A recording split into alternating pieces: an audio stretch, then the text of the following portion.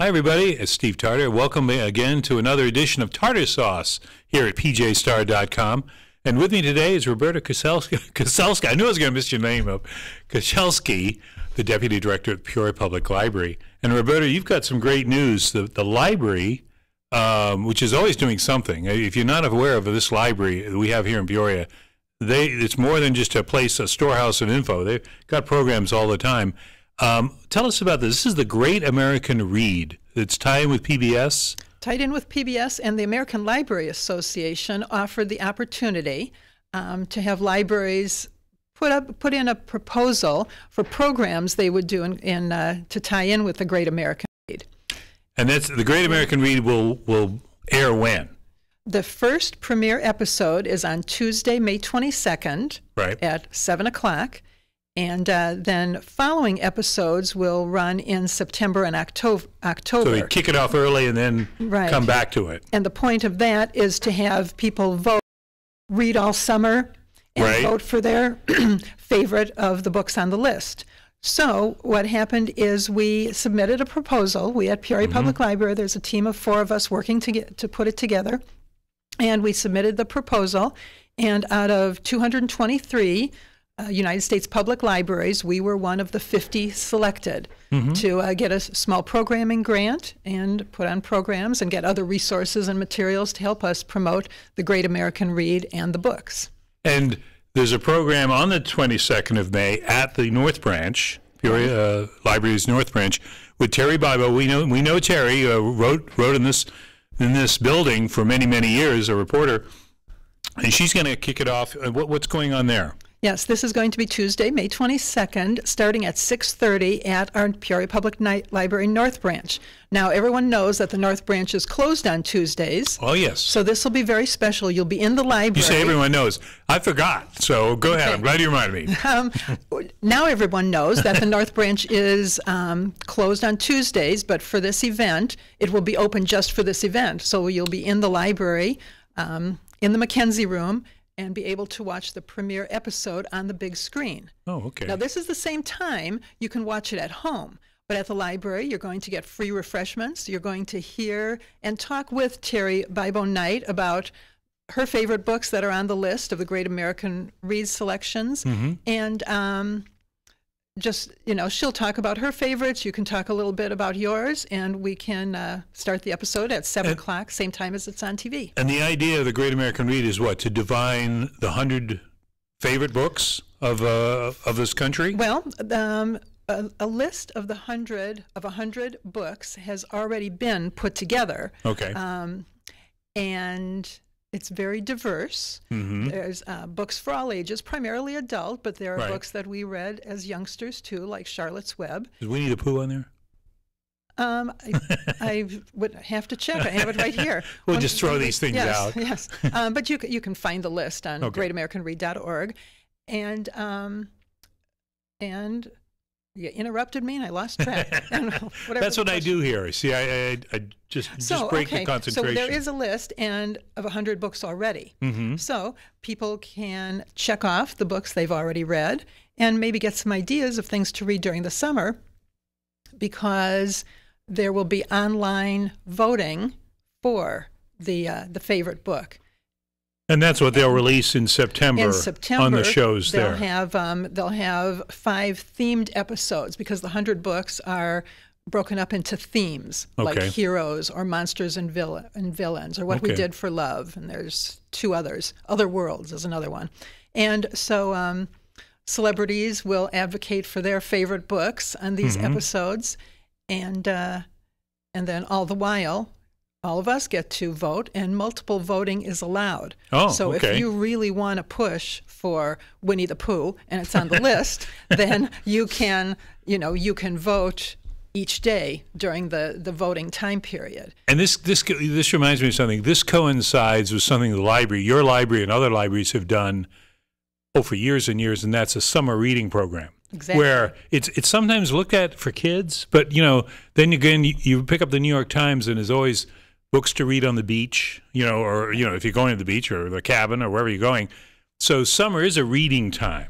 Right. I mean, it's sort of historically. For many years, Peoria Public Library's summer reading program has been a family summer reading program where we encourage, when you come into the library to sign in, we won't just sign up your children, we'll sign up you and your spouse and whoever else lives in your household. Sure. And of course, the reading is not just, we ask that people read 3 hours a week, and if you're reading to a child, that counts for both of you. Or if a child is reading to you, that counts for both of you.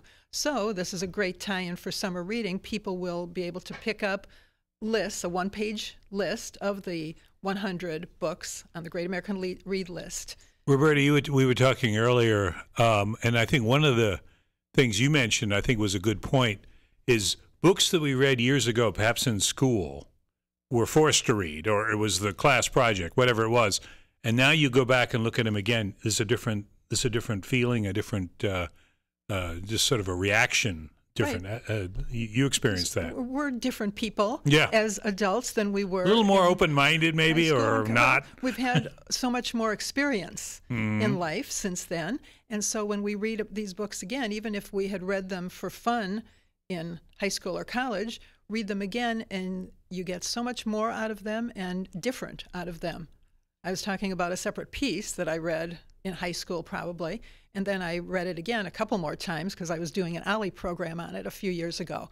And I still remember just being taken back to when I read it the first time, just reading certain passages or being shocked and stunned at certain parts, just like I was then, because I had forgotten enough of it that it was parts of it were kind of new to me. So I get older and can't remember. Well, I experienced, I was telling you this, got the book from the library, the audiobook, Catch-22, which I think came out about 1960, and I would have read it probably in the 70s or whenever. But I don't know that I read it closely. I think I read it because everyone talked about it, and you were supposed to, there was one of those books you were supposed to read, and I remember the paperback being around my house. I'm sure my parents had read it. And yet when I heard that book read, and especially if you there's nothing like it when you have a professional reader doing it, because Joseph Heller, who wrote that book, they bring him in at the very end on the last disc. He reads a little bit, and he's got his New York accent, and it's great to hear the author because you know that's the person that created it. But you really benefit from having these readers, and of course the whole audiobook thing has gone so it's become such a business now. You can really appreciate a book. Well, I know a lot of our people who come to the library and check out audiobooks, they especially want books that are read by the author. Oh, they do. And some are better than others, right, I guess. Right, yeah. And when we've had authors come visit and they read a passage from their right. book, it really brings it to life, and it's different from hearing your own voice reading it. Right. And then there's the whole thing about movies. Does a movie enhance a book, right. or are you disappointed? Yeah. Which do you read first? So that's part of it. Well, you were talking about discussion following film shows, and I think that's always a major part, especially if it's a well-known book. I mean, because sometimes the films that make it, there was a book, but wasn't acclaimed. Like, Catch-22, for instance. Mm-hmm. I'll just say that because it's on my mind. The movie wasn't successful. I mean, it was Mike Nichols and it had a big cast, but I think it was looked at as a failure and disappointing. I'm surprised they haven't remade that movie because the book is so good. But I think, you can never I don't say never because that's the wrong word, but it's very difficult to capture sometimes that which is in a book in a film. And of course, having said that, you probably could recite numerous examples of things where they did capture it. And so it can be done, but that's no small matter when you have to compete with the movie in your mind. I think that's the best movie you're probably going to get, folks. Sorry to tell you that, but anyway, that's to me. If you've read the book first, often the movie can be a disappointment. But if you watch the movie first, then read the book, mm-hmm. It really fleshes it out. Let me throw this sort of generalistic question at you. We hear so much about digital technology now. Where you can't move without being encased in Facebook or we're on it right now. But the whole business of how things have changed. You've seen lots of changes at the library. How does that going? I mean, we talk about books, and I won't say somebody, the feeling was, well, books are old hat. Now everything's on electronics, and you got your Kindle, you got your smartphone. What do you need books for? How do you look at that? Well, I look at the statistics every month that we check out at all of our Peoria Public Library locations. And, of course, if you count the print books versus e-books, of course, we check out many more print items. People, of course, have other outlets to get their e-books, too, right, as they do with their print books. I look at my book club, and we have a number of people who will read it on a device, but we still have more than half who will, I bring copies of the print books in print for the next months, and they still like to have that and be able to read, I guess, the old-fashioned way, so to speak. Is it a hardship on the library to have to kind of cover all this? Because I'm guessing, you see technology sort of ebb and flow. Of course, at one time it was cassette tapes, and now then there was CDs, and DVDs followed VHS. How does that work from the library standpoint? Is it you still have a lot of those audio books that I mentioned in CD form, but what's the next step? Well, with the digital, but through the years we've had books in regular print. We have the same title in large print. We may have the same title in paperback. Right. We have it in audio. We have it in digital. Some libraries choose playaways. We used to have books on cassette, and so you just have to move with the technology and not diversify too much. For example, at Peoria Public Library, we didn't go forward with the playaways. We just made that decision. What is that, playaways? It's a very small device that has a book on it, and you plug it into your computer head or earbuds, and you listen to it that way. Oh, okay. And you can get them at area libraries. But Peoria said no, we would take a pass. Yeah, we had a small collection for a while when they first came out, and then we decided to stick with the audio CDs. I have to tell people, and I'm probably telling people something they already know, but I certainly appreciate it. If you're looking for a particular book, for instance, somebody you're reading something in the paper or you hear it on the radio or TV, and you think, oh, I wonder what that book's like. You go to the library, you set up an account at the Peoria Public Library, and I assume most of the people listening to this are in the Peoria area. Then, up comes what you have. Well, we have this there, this. You have it in audiobook form, as you said, large print, whatever. You go ahead and note it, just with a approve, yes, and then that book or audiobook or whatever it is, item, is on a shelf when you go to the library to pick up. I can't think of anything easier because, sometimes people go, oh, I don't want to look through all those books or it's a process that I don't have time for or whatever. And yet it couldn't be simpler. And guess what? It's free. Right. This is the amazing thing about our library. And it's 24/7. You can be looking at our website, our online catalog, in the middle of the night, whenever it's convenient for you, and you can place those holds without having to call the library or come in. And then, as you said, you mentioned earlier an audiobook that came from Pontiac Public Library. Right. It's wherever the system finds the item on the shelf and can get it to your location the quickest. And you can, when you place the hold, you tell it at which library you'd like to pick it up. So, whatever's convenient for you is where you can pick up your materials, check them out.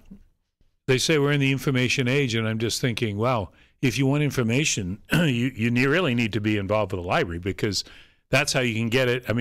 The cost factor is amazing, but also the convenience and the fact that you've got people there that can help you. The librarians, or Roberta herself, is always a great resource, for finding out what things are going on. But I mentioned something early on when we were talking about the Great American Read, And again, people are probably, especially if they have kids or they frequent the library often, already know this, but I'm thinking there's always folks that don't. And that's the diversity and the frequency of the programs that the library has at all your branches. You really you do a great job with that. And at all of our locations, and that means our main library, Lincoln Branch, Lakeview, North, and McClure, counting those 4 physical buildings, we do about 100 programs a month. That's amazing. We do children's programs, programs for all ages, adult programming, book clubs, and that doesn't count all of our meeting room use for outside groups that are, that have booked the rooms for meetings or tutoring or whatever. So 100 library programs a month, which you can find out about. The easiest way is through our website, peoriapubliclibrary.org, and under events, you can download both our Passages newsletter, which covers all of our programs, and it has some articles about what else is going on at the library and upcoming book clubs and upcoming displays, whatever, informational articles. And then you can also download our monthly Kid Events newsletter, which is just the children's programs arranged by age level. So you've got the story times first, and then the primary, middle school, high school, all age kids. That's really such a great resource for the community, because I'm guessing some people are not aware of this. And when you say it's the cost is, there's no cost. I mean, you go and if you have kids and you pick up books, and I'm just thinking that's something that you really need to introduce that to people at an early age, don't you? Because once you get that library bug, if you will, you wind up going back, or I guess in this day and age, you don't even need to be physically at the library other than to pick up something. You do it online, so it's really a very flexible service. And then also on our website we have a calendar. So also, if you go on our website under events calendar, you can look at a specific date. For example, if it's today and it's raining, and you need some activities for your kids or grandkids, you can go to the calendar and go to today's date, and you can see the list of events that are happening at all of the locations. Oh, wow. That's a great service. Well, we're talking with Roberta Koscielski, the Deputy Director of the Peoria Public Library, and we're talking initially about the Great American Read. Somebody might think, okay, 100 great books, I'm going to vote on them. Are these books that we were supposed to have read or encouraged to read? How do you view that list? There are a lot of classics. You will find things like To Kill a Mockingbird and The Great Gatsby, and books that we recognize. There are much older books that we wouldn't have read. There's more diversity than in the typical list that would come out, and we're going to showcase some of the books in other ways as well. As it gets to August, September, and October, we're working with area English instructors to each do a program at the library about one of the themes. I had mentioned that there were themes like What We Do for Love, Heroes, Monsters and Villains, Other Worlds, and the one I can't remember. And so, for example, Paul Resnick from ICC will do a program, kind of a lecture/discussion on one of the themes, bringing in the books from the Great American Read. And then, people can talk about other books they've read in that themed area as well. And I think it's always, I think people are moved by this when somebody recommends a book. I really enjoyed such and such, whatever it was. And then, there's something about it that attracted one person, may or may not attract another. But I think that personal testimonial is very important, because sometimes it's just what you need to kind of discover something, and then it opens up a whole new door. Our team of staff who's putting these programs together attended a webinar the day before yesterday about the Great American Read and just all the logistics of it. And one of the questions on a poster is something like, whose book recommendations do you trust the most? And that made me think, because people in a library, you can get people returning books or checking out books all the time. Right. And they say they really liked something, but you might know right right from looking at the title or author or book jacket. No, that I wouldn't, that's not my type. But then you think about who's, who in your life recommends books, and if they recommend it, you think you probably should read it. Right. And we were talking a bit about movies off books and can they match up and the things.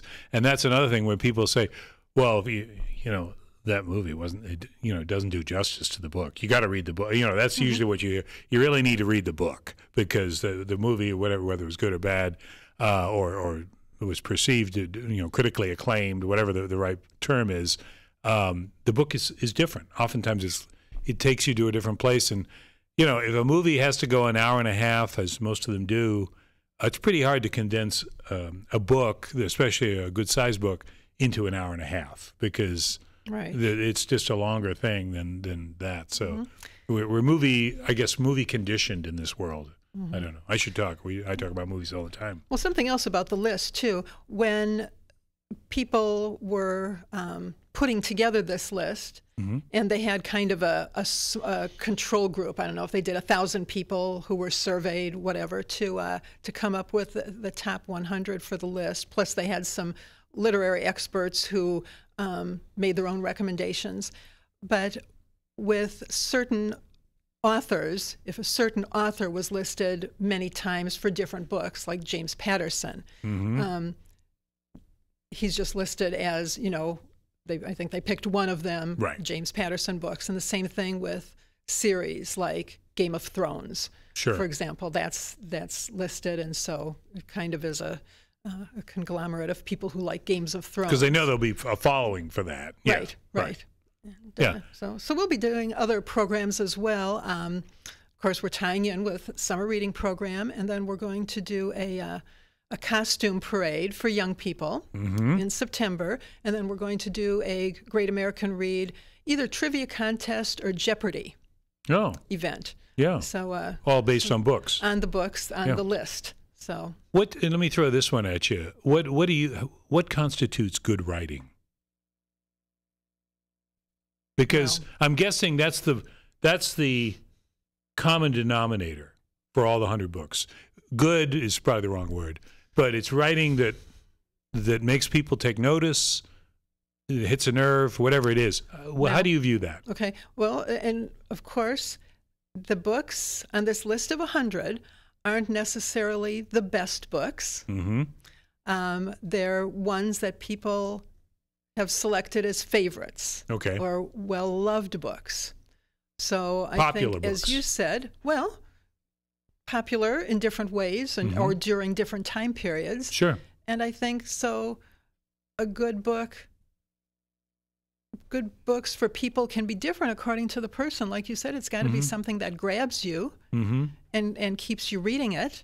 So, that's just the easiest definition right there. I want a good book that's going to interest me. It's going to take me away from the other things I'm thinking about. Or it could be a good discussion book for people in book clubs. Right. If people still pay attention to grammar and beautiful language. In this internet age, grammar and beautiful language, then that's their definition. I mean, that could be a very interesting discussion question too. What makes a good book? Because it's not, I don't think it's a one fits all, one definition fits all answer. No, you're right. And then you get a room full of people and you'll have that many ideas. I know one thing that I think about, and again, it's just more I think when I hear somebody reading it to me, which is a throwback to probably as a child having a story read to you because, it's such a pleasure because, you literally don't have to look at the page. You just get, you just listen. But, and I think the one thing that triggers my mind when I'm reading something that hits home, it's the author is writing to me. All these millions of other people are immaterial. This idea is coming into my head, and I'm thinking, how did he or she think of this? Because I thought the same thing. I just didn't put it this way. I wish I had. But it's just amazing. Kind of all of a sudden a revelation occurs, and it's like it's very very inside thing. And what impact did it have on you? A book that I always think of that had an impact on me as I read it was The Life of Pi, which came out a number of years ago. It was the tiger on the cover. It was made into a movie, and it was a I can't think of the name. Jan Martel was the author, but it won a very prestigious book award. And, you know, the ending just gave me chills, and it was so beautifully written, and it really made it come alive, you know, in my head. Right. And that book, I will remember it always. You know, I guess maybe a part of a good book is that you remember it always. I remember we're exchanging stories here about books that may or may not be on the list. I have not seen the list of the Great American Read, but I remember it was the McClure Library, the little library there that's kind of unique little library, I think. I was living near there at the time, and I came across this book in the library by Michael Crichton called Jurassic Park. You probably never heard of this book. And I remember at the time thinking, you know, this would probably be a good movie, you know, because as like most kids, I wasn't a kid at the time. I think I was old even then, but, you know, kids that like dinosaurs, I thought. And then, of course, we know what happened next. You know, a certain director got involved and became this sort of massive thing. But I still go back to that sort of experience with that book, and I'm sure others had it, otherwise it probably wouldn't have made its way to the screen. But just the process by which your imagination builds that story, and then of course now the imagination is put out there for everyone. But that's a magical thing, and I think everyone has their own interpretation of that. Well, let's repeat again, if you would, what's going on with the Great American Read, because I think people sometimes need to hear these dates in advance. The first thing is our first kickoff event, which is the first night that an episode of the Great American Read will be shown on PBS, and that's Tuesday, May 22nd. We're starting at 6:30 p.m., Peoria Public Library, North Branch, Mackenzie Room. It's a Tuesday, but we're open for the event. And Terry Bibo Knight, who is terrific writer and terrific reader, she's a member of a number of book clubs, is going to do a little half-hour discussion introduction to the program, and then we'll show the program from 7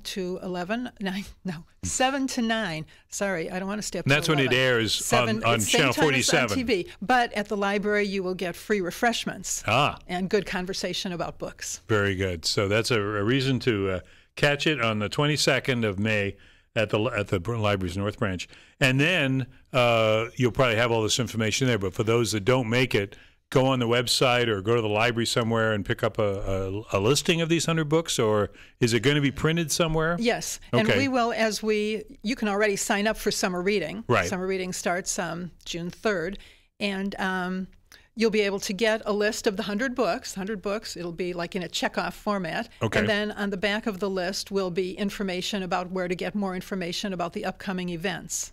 Okay, programs. So one more thing, and that's the voting that people do. There's no write-in. This is you're right. voting on the books that they picked. List. Okay, because I got a feeling some people are going to say, they left off such and such, and they need to put this on. Well, that's a great conversation, too. So the books they didn't get on the list. That's right. That'll be a next show. We'll do everything. Well, Roberta, thank you so much for your time here. Anything else going on at the library? I know this is the big one, but I don't want to sell you short. Well, I want to say sign up for summer reading. Summer reading. You don't have to have kids. It's for all ages. And you get small prizes, read 3 hours a week. You come to the big final summer reading party on July 24th at the Peoria Riverfront Museum. You always do a great job with that. Yeah, I've watched that and been involved with it sometimes. But that's another example of the planning and organization that goes on at the library. Because if people just are going by it blithely and thinking, I don't read those books, you're missing out, because there's so much there. And we appreciate you coming to tell us about it. Well, thank you for inviting me. Oh, it's our pleasure. Hey, I want to thank Matt Dayhoff, who's been at the controls here for the Facebook and all the technical stuff that we've been degrading. Go back to the books, folks. But hey, meanwhile, we love you on Facebook. Hey, this is Steve Tarter. We'll see you next time on Tarter Sauce.